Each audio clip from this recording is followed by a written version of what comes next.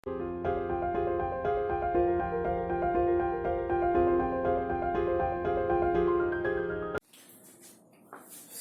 दोस्तों, और स्वागत है आपका आपके अपने ही YouTube चैनल बीएड एग्जाम पर।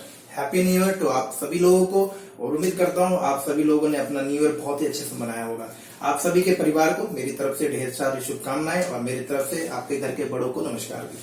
तो दोस्तों, आज जैसा कि आप वीडियो देख पा रहे हैं स्क्रीन पर, हम लोग बात कर रहे हैं यहाँ पर। आज हम लोग डिस्कस कर रहे हैं बीएड फर्स्ट ईयर से एक बहुत ही महत्वपूर्ण सब्जेक्ट, जो कि हमारा असेसमेंट फॉर लर्निंग, जिसे हम अधिगम के लिए आकलन भी कहते हैं, यानी कि सीखने के लिए हम लोग जो आकलन कर रहे हैं, जिससे कि हमारी सीख में बढ़ोतरी हो, हम जो चीजें सीख रहे हैं उसको और बेहतर तरीके से सीखे। ये मतलब होता है असेसमेंट फॉर लर्निंग। यानी असेसमेंट किसके लिए कर रहे हैं? ताकि हम सीख सके। अधिगम के लिए हम लोग आकलन कर रहे हैं, ठीक है। अधिगम का आकलन नहीं कर रहे हैं।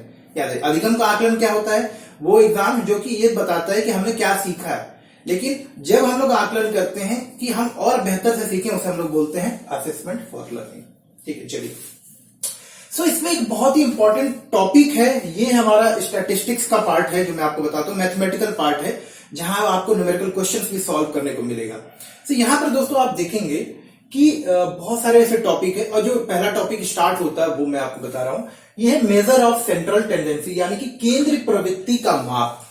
यहां से क्वेश्चन स्टार्ट होता है, और यहां से आप देखेंगे कि स्टैटिस्टिक्स यानी सांख्यिकी का जो है महत्वपूर्ण टॉपिक है। और इस टॉपिक से और इससे जुड़े हुए ये जो टॉपिक हैं, यहां से आपको 8 नंबर के, 2 नंबर के और 15 नंबर के प्रश्न आते हैं। अब मैं आपको क्यों कह रहा हूं कि इस टॉपिक्स को अभी अच्छे से आप तैयार कर लें, कि जब भी एग्जाम आएगा तो उस समय इस तरह के क्वेश्चन को सॉल्व करने का आपको टाइम नहीं मिलेगा। मैं ऐसे तकरीबन 10 से 15 क्वेश्चन, मैथमेटिकल क्वेश्चन आपको सॉल्व करके दिखाऊंगा, आपको सॉल्यूशन के साथ में, ताकि आप उनको भी अच्छे से तैयार कर लें। कारण क्या है? ये जो न्यूमेरिकल क्वेश्चन इस पे आपको मिलेंगे ना, इस टॉपिक्स के अंतर्गत, खासतौर पे औसतांक, मध्यांक, बहुलक, यानी कि मीन, मीडियन और मोड के ऊपर आपको 15 नंबर तक के क्वेश्चन आते हैं, और हर साल आता है। एक क्वेश्चन बनाने में आपको 10 मिनट से ज्यादा नहीं लगेगा, तो और सटीक है, वहां पे आपको 15 में से 15 अंक भी मिलने हैं। तो मैं ये चाहता हूं, मेरी ये सुझाव भी होगा, और मैं आप सबसे रिक्वेस्ट करूंगा कि आप इस सेक्शन को टफ ना मानते हुए इसको बहुत ही अच्छे से तैयार कर ले, ताकि जब भी ये एग्जाम में आपके पास आए, ये ऐसे क्वेश्चंस आए, आप सबसे पहले इनको करें, और तुरंत 5 मिनट 7 मिनट में आप जो अपना 15 अंक, 8 अंक या 2 अंक, मतलब 2 अंक के लिए तो आपको समय ही नहीं लगेगा, सो आप सिक्योर कर सकते हैं। भले ही मैथमेटिकल है, लेकिन ये आपको श्योर शॉर्ट नंबर देगा। आप एक पेज में 15 नंबर ला सकते हैं, तो आप बात को समझ पा रहे होंगे। तो ये न्यूमेरिकल क्वेश्चन को हम लोग बिल्कुल फोकस करेंगे, और ये विषय भी ज्यादा टिपिकल नहीं है, आधा पोर्शन पूरा मैथमेटिकल है। तो मैं कोशिश कर रहा हूं कि मैथमेटिकल पोर्शन को भी आपको जल्दी से जल्दी एग्जाम से पहले कवर करा दूं। तो आप इस तरह के वीडियोस के लिए और ऐसे क्वेश्चंस के लिए, अगर आपको लगता है इंपॉर्टेंट है आपके लिए, तो चैनल के साथ जुड़े रहिए और जुड़ जाइए। अगर नहीं अभी तक जुड़े हैं तो चैनल को सब्सक्राइब करिए, और साथ ही साथ में नोटिफिकेशन बेल को प्रेस करना बिल्कुल भी ना भूलें, ताकि अगली बार जब भी वीडियो आए ना, नोटिफिकेशन आपको मिल जाया करे। चलिए बात करते हैं मेजर ऑफ सेंट्रल टेंडेंसी का। तो दोस्तों, केंद्रीय प्रवृत्ति का ये जो माप होता है, जैसा कि नाम से पता चल रहा है कि केंद्रीय प्रवृत्ति का माप, यानी कि मेजर किसका कर रहे हैं? Central tendency. टेंडेंसी का हम लोग साधारण बोलचाल की भाषा में बोलते हैं यार, टेंडेंसी मतलब आदत, लेकिन आदत का मतलब क्या? तो प्रवृत्ति। यार उसकी टेंडेंसी ही ऐसी है, तो टेंडेंसी का मतलब क्या समझा? उसकी आदत ऐसी है। आदत मतलब उसका व्यवहार ऐसा है। तो आप समझ गए होंगे बात को। सो मेजर ऑफ सेंट्रल, यानी कि उस आदत की, उस व्यवहार की हम लोग जांच कर रहे हैं, जो किसी एक आंकड़ों के समूह के, मतलब डेटा के समूह के बारे में उसकी बताता है हमको कुछ। तो देखते हैं। तो अगर इसको डेफिनेशन देखें, हम लोग सिम्पसन एंड काफला के शब्दों में अगर बात करें, बहुत सारे डेफिनेशंस हैं। मैं आपको जब इसके पीडीएफ नोट के साथ डिस्कस करूंगा तो वहां दिखाऊंगा आपको। फिलहाल अभी देखते हैं। तो ये major of central tendency is the value around which other values congregate और which divide them in half. मतलब मान लीजिए, मैं आपको एक एग्जांपल देता हूं, आप सबसे पहले उससे समझ जाएंगे कि जब एक क्लास होता है, तो कोई एक स्कूल में एक टेस्ट होता है, तो प्रिंसिपल हर एक बच्चे के आके नंबर तो चेक नहीं कर सकते। तो विषय के टीचर से, मान लीजिए मैथमेटिक्स का हो रहा है, या हिंदी का टेस्ट हो रहा है, या इंग्लिश का टेस्ट हो रहा है, तो अचानक दौरे पर आया हुआ कोई व्यक्ति, या आपके स्कूल में कोई बच्चा आया, या किसी का पेरेंट आया, तो आपसे क्या पूछता है? एक टीचर से आपसे पूछेगा कि आपकी क्लास के हाईएस्ट मार्क्स कितने हैं। तो जब आप बताते हैं या एवरेज मार्क आपके क्लास का क्या है, तो आप हाईएस्ट मार्क बता देते कि भाई हमारे क्लास में 100 नंबर के टेस्ट में जो है हाईएस्ट मार्क 95 आया है। एवरेज मार्क कितना है, तो एवरेज मार्क जब आप बताते हैं तो बोलते हैं कि यहाँ पे 67 के करीब एवरेज मार्क है। तो पेरेंट जब ये दो आंकड़े सुन लेता है ना, 67 और 95, तो उसको एक आइडिया हो जाता है कि यानी कि पढ़ाई का स्तर क्या चल रहा होगा, ये जो शिक्षक जो पढ़ा रहे हैं उसमें बच्चे किस हद तक समझ पा रहे हैं और बच्चों का उस विषय में नॉलेज कितना गेन हो रहा है। जैसे उसने बोला 67, तो उसके दिमाग में एक बात तो आ गई होगी कि मतलब फर्स्ट डिवीजन से तो ज्यादा ही लेवल हो गया है मेरे बच्चे का, जो मेरे क्लास में अभी मतलब मेरे बच्चा जो इस स्कूल में पढ़ रहा है। यानी कि उसको समझ में आया कि ज्यादातर, जैसे ही बोला 67, मतलब ऐसा नहीं है कि क्लास में हर एक बच्चे का 67 ही आया होगा, हो सकता है बहुत सारे, जैसे कि मैंने आपको बताया कि 95 भी हाईएस्ट मार्क थे, तो ऐसा भी होगा कि बहुत सारे बच्चों के 50 भी नंबर होंगे और 55 भी नंबर होंगे। लेकिन 67 बोलने से यह पता चला कि ज्यादातर बच्चों के जो अंक हैं, अभी यहां पे समझेंगे हम लोग कि जैसे ही मैंने बोला कि उसने बोला एवरेज मार्क कितना है 67, हाईएस्ट मार्क कितना है, हाईएस्ट मार्क्स आपका बोला कि 95। तो इससे पता ये चला, अभी तो 0 भी होता है और ये आपका 100 भी होगा। तो इससे ये पता चला कि ज्यादातर बच्चों के अंक जो है कहीं यहीं पर है या यहीं पे, यानी इसी के इर्द गिर्द कहीं ना कहीं घूम रहा है। तो ये जो 67 मार्क्स है ना, ये आपको एक अंदाजा देता है, एक विभाजन कर देता है कि भैया 67 की या तो ऊपर ही है या इससे थोड़े नीचे ही है। और 67 का मतलब ये भी होता है कि आधे से ज्यादा बच्चे, ज्यादातर बच्चों के अंक जो है बिल्कुल इसके पास में ही होंगे। तो बहुत सारे बच्चे को हो सकता है 65, 60, 63, 62 हो, बहुत सारे लोग 68, 69, 75, 78, 80 वाले भी होंगे। तो जैसे ये अभी अगर हम लोग अपने उदाहरण के हिसाब से दें, तो ये हमने क्या कर लिया, इस पूरे आंकड़े का, पूरी क्लास के आंकड़े का ये सेंट्रल टेंडेंसी पता कर लिया। अभी सेंट्रल टेंडेंसी आपको क्या पता चले, क्लास के परफॉर्मेंस के बारे में पता चल गया। तो यही होता है। अब इसको थोड़ा इससे हम लोग समझते हैं। अब मेजर ऑफ सेंट्रल टेंडेंसी, जैसे ही हमने इस तरह की कोई सेंट्रल टेंडेंसी को पता कर लिया, किसी भी आंकड़े का, वो क्लास का हो सकता है, देश में शिक्षा के स्तर का हो सकता है, किसी भी आंकड़े का, किसी सर्वे का डेटा हो सकता है। जब उसकी सेंट्रल टेंडेंसी हम लोग पता कर लेते हैं तो उस पूरे डेटा के बारे में एक अनुमान लगाना आसान हो जाता है, उसके बारे में एक मोटा मोटा हम लोग आकलन कर सकते हैं। तो हमें क्या पता चला कि 67। तो अब क्या कर रहा है कि ये जो सेंट्रल टेंडेंसी होती है क्या करती है, help around which the other values congregate, मतलब उसके इर्द गिर्द ही सारे वैल्यूज होते हैं। कॉन्ग्रीगेट का मतलब उसके आसपास इकट्ठे होते हैं। तो सेंट्रल टेंडेंसी अगर हमने किसी आंकड़े का पता कर लिया तो एक तरह से हम ये पता कर सकते हैं कि ज्यादातर वैल्यूज जो होंगे, ज्यादातर जो उसमें मतलब मान है वो किस वैल्यू के आसपास है।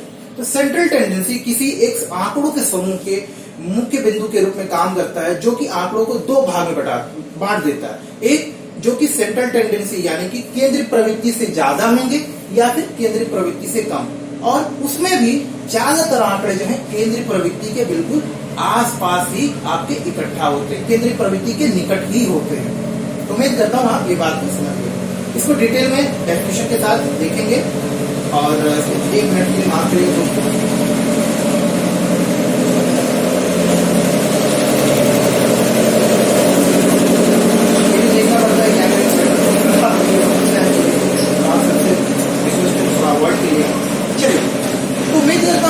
सेंट्रल जो टेंडेंसी है, मेजर ऑफ सेंट्रल टेंडेंसी है वो समझ गया। तो अभी देखा मेजर को नहीं समझा, तो ये तो मैंने सेंट्रल टेंडेंसी। अब ऐसी कोई भी प्रक्रिया, ऐसा कोई भी मैथमेटिकल तरीका, ऐसा कोई भी फॉर्मूला, ऐसा कोई भी तरीका जिससे ये वैल्यू, सेंट्रल टेंडेंसी आप पता कर सकते हैं आंकड़ों की केंद्रीय प्रवृत्ति को, मतलब कि आंकड़ों के मतलब मुख्य व्यवहार, सेंट्रल टेंडेंसी केंद्रीय प्रवृत्ति को क्या बोल सकते हैं, मुख्य व्यवहार को, कि इसी तरह का व्यवहार सबका होगा, वो जो आप पता कर सकते हैं उसे हम लोग बोलते हैं मेजर ऑफ सेंट्रल टेंडेंसी।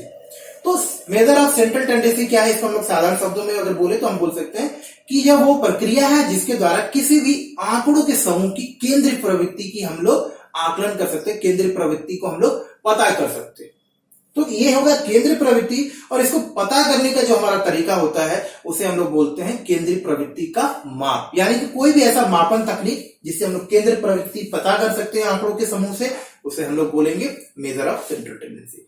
अब इसमें जो प्रमुख टाइप के, जो मेन टाइप के मेजर्स आपके होते हैं, मेन तरीके के जो आपके हमारे पास में तरीके हैं जिससे कि हम लोग किसी भी आंकड़ों के समूह का सेंट्रल टेंडेंसी पता कर सकते हैं, वो है आपका औसतांक, जिसे कि मीन या अरिथमेटिक बोलते हैं। अरिथमेटिक मीन, जो साधारण रूप से हमने बोला ना कि 10 बच्चे हैं, 10 बच्चों के अलग अलग नंबर आए हैं, तो हम क्या करते हैं, 10 बच्चों के नंबर लेते हैं और उनको 10 की संख्या 10 से भाग कर देते हैं, ये हो जाता है अरिथमेटिक।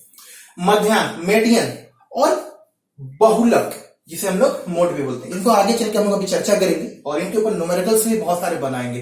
तो आप बने रहिए वीडियो में, अगर आने वाले वीडियोस में आप देखिएगा कि इनके ऊपर हमने अलग से सबके ऊपर चर्चा भी की है और सबको हमने अलग से क्वेश्चन भी सॉल्व किए, जो कि आपको 15 नंबर और 8 नंबर दिलवा कर ही रहेंगे। और ये मेरा इस बार पूरा प्रयास है कि मैं आपको यहां से जरूर श्योर मार्क्स दिलवा पाऊं, तो इसके लिए मैं भी प्रयास करूंगा और आप लोग भी प्रयास करिएगा। चलिए, यहां पे तो बात हो गई। अभी आप उम्मीद करता हूं सेंट्रल टेंडेंसी, केंद्रीय प्रवृत्ति के बारे में समझ गए होंगे। केंद्रीय प्रवृत्ति का माप क्या होता है? केंद्रीय प्रवृत्ति को पता करने के या माप खोजने का, पता लगाने का कोई भी मापन तरीका, जैसे कि मीन, मीडियन और मोड, जिससे कि हम लोग केंद्रीय प्रवृत्ति की पता कर सकते हैं, केंद्रीय प्रवृत्ति की जांच कर सकते हैं, उसका खोज कर सकते हैं, उसे हम लोग बोलते हैं मेजर ऑफ सेंट्रल टेंडेंसी। तो उम्मीद है आप समझ गए होंगे। डेफिनेशंस बहुत सारी हैं, वो सारी भी हम लोग चर्चा करेंगे सारे। अभी हम लोग इससे हमको फायदा क्या होता है, इसके गुण क्या है, ये हम समझते हैं। जैसे बोलते हैं ना एडवांटेज, डिसएडवांटेज, कहते हैं कि गुण और अवगुण, गुण और दोष। तो यहाँ पे बात करते हैं। देखिए, गुण क्या है कि अगर हम लोग किसी भी आंकड़े का सेंट्रल टेंडेंसी पता चल जाए, केंद्रीय प्रवृत्ति पता चल जाए, तो समूह के बारे में हम लोग एक मोटा मोटा आकलन कर सकते हैं। ठीक है। दूसरा, इससे हमें यह पता चल जाता है कि हमें सारे आंकड़े, दूसरा फायदा क्या, समूह के बारे में पता चल। दूसरा, बहुत सारा हर एक व्यक्ति का आकलन करने के बजाय अगर हमें केंद्रीय प्रवृत्ति पता चल जाए, सेंट्रल टेंडेंसी पता चल जाए, तो हम उस समूह के बारे में एक अवधारणा कर सकते हैं। तो इससे हमारा समय बचता है। अब अगर मान के चलिए 300 डेटा है आपके पास में, तो हर एक डेटा की जांच, यानी कि अगर मान लीजिए क्लासरूम वाला उदाहरण लेता हूं, कोई आदमी बाहर से आपका निरीक्षण करने आया है, इन्विजिलेट करने आया है, कोई आपके स्कूल में इंस्पेक्शन चल रहा है, तो ये पूरे स्कूल के बच्चों का परफॉर्मेंस चेक करने में तो शायद उनको 10 दिन लग जाएंगे, लेकिन वो हर एक क्लास में क्या करता है, उसकी सेंट्रल टेंडेंसी पूछता है कि भाई इस क्लास के एवरेज मार्क्स क्या है, इस विषय के एवरेज मार्क्स क्या है, और उससे उसको एक आइडिया लग जाता है। तो आपने देखा बहुत सारा समय बचा और साथ ही साथ उसको एक आइडिया भी लग गया कि इस स्कूल में, इस क्लास में शिक्षा का क्या स्तर है, इस विषय में बच्चों के शिक्षा को ग्रहण करने का, बच्चों की समझ का क्या स्तर है। तो समय बचता है। एक ही आंकड़े के आकलन से हमको यह भी पता चल जाता है कि भाई यहां पर क्या है, तो हम और लोगों के बारे में एक अनुमान लगा सकते हैं। दो चीजें हो गई, समय बचाता है और एक ही कैलकुलेशन से, एक ही डेटा से हमको सारे लोगों के बारे में पता चल जाता है। तो हमारा बहुत सारा समय बचता है हर एक आंकड़े के ऊपर जाके जांच करने से, हर एक बच्चे से बात करने से बढ़िया किसी डेटा से फाइंड आउट कर ले सेंट्रल टेंडेंसी। लेकिन इसकी यही डीमेरिट्स भी है, आप देखिएगा इसी की, मैं यहां पे बता रहा हूं आपको, इसकी यही आपकी दोष भी है कि अगर हमने ये बोला कि आपके क्लास में एवरेज मार्क क्या है, औसत मार्क क्या है, 67 है, यानी कि सेंट्रल टेंडेंसी क्या है मैथमेटिक्स में नंबर लाने की, वो है 67। तो 67 सुन के टीचर ये हाथों से चला गया होगा, लेकिन टीचर को लगा होगा कि एवरेज मार्क 67, मतलब ज्यादातर बच्चों के 67 या उससे प्लस या माइनस होंगे। लेकिन उसी क्लास में अगर आप पढ़ते हैं और आपके मार्क्स 94 रहे होंगे, तो आपको लगा यार मैं तो 67 से बहुत ज्यादा लाता हूं, मेरे साथ तो भेदभाव हो गया।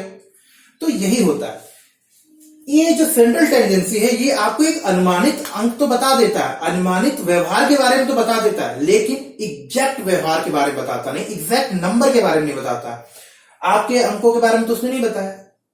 तो यही होता है, एग्जैक्ट वैल्यू का पता करने के लिए हमारे पास ये जो तरीका होता है केंद्रीय प्रवृत्ति का माप, ये उपयुक्त नहीं होता है। तो इसके लिए हमारे पास दूसरे तरीके भी हैं, खैर देखेंगे।